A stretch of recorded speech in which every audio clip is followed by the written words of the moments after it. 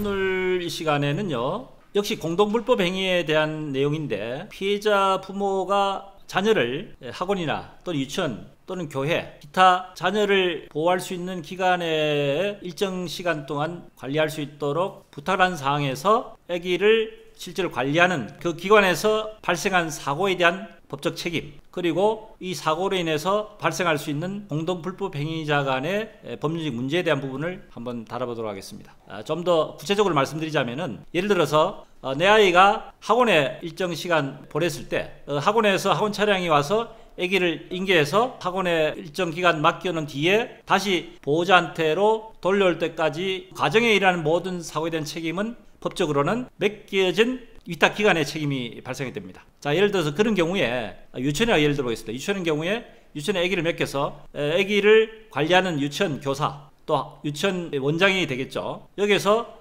여러 유치원생들을 관리하다가 또는 거기에 인솔해서 차량에 태워서 교육을 시키는 과정에서 인솔자의 부주의로 인해 가지고 거기에 있는 유치원 아이가 도로상에 뛰어나가지고 마침 지나가는 가해 차량에 의해서 사고를 입었다. 자, 이런 경우에 있어서 유치원 교사나 유치원 원장 입장에서의 법적 책임이 어떻게 될 것인지, 또 실질적으로 사고를 입은 그 유치원 아이에 대한 부분에 대해서 부모의 책임이 있을 것인지, 또 아기에 대한 책임이 있을 것인지, 이런 법적인 복잡한 법률 문제가 이제 생기게 되는데, 일단 대법원에서는 보호자를 통해서 인수인계 받은 그 위탁기관, 그것이 뭐 유치원이든 유아이든 학교든 교회든 관계없습니다. 그 위탁기관에서는 부모로부터 인계를 받은 그 시점부터 해서 아기를 관리 감독하는 그 보호 감독의 그 책임을 진 그 시간을 다 마치고 다시 부모가 원하는 장소까지 아기를 인솔해서 부모에게 인계하는 그 시점까지 그 사이에 발생한 모든 책임은 부모의 책임이 아닌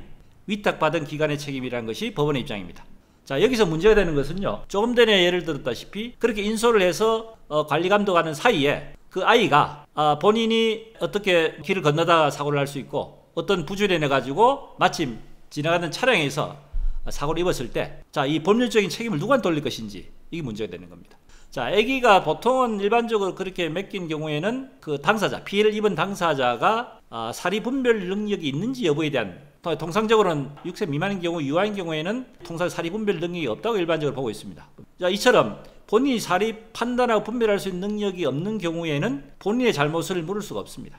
자, 그렇다면 예를 들어서 이 아기가 도로를 건너다가 사고 난 경우에 가해 차량에 가입 된 보험회사 입장에서는 그 아기에 대한 피해 보상을 일단 해주고, 그 다음에 일정 책임에 대한 부분은 그 아기를 관리 감독하는 그 기관, 통솔한 유치원 선생과 유치원 원장에게 구상을 하도록 되어 있다는 얘기입니다.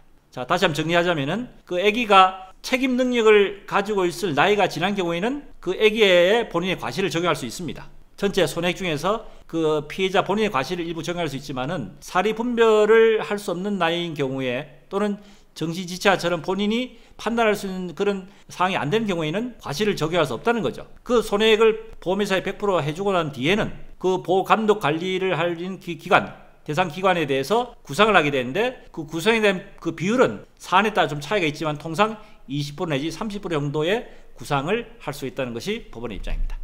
자, 오늘 이번 시간에는 유치원 또는 교회, 기타 학원 같은 보호자로부터 인수인계 받은 그 기관에서 관리 감독상에 일어날 수 있는 사고로 인해서 발생하는 피해에 대해서 어느 정도에 대한 공동불법 행위자로서에 대한 책임을 져야 된다는 것을 가지고 한번 다뤄봤습니다. 참고가 되시길 바랍니다.